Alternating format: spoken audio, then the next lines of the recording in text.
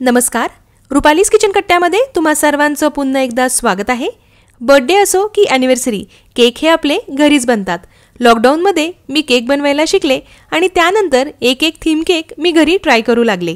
Cake बनवण्याचा आनंद आणि त्याचा अनुभव दोन्हीही तसा अनमोलच आहे। गेल्या 16 मार्चला आमच्या घरी एक बर्थडे झाला, त्यानिमित्ताने इथं मी हा पाइनॅपल फ्लेवर केक बनवला।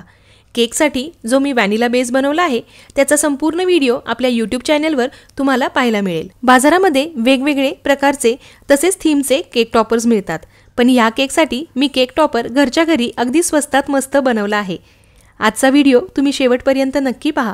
केक डेकोरेशन त्यावरचा केक टॉपर तुम्हाला कसा वाटला हे मला कमेंटद्वारे नक्की कळवा।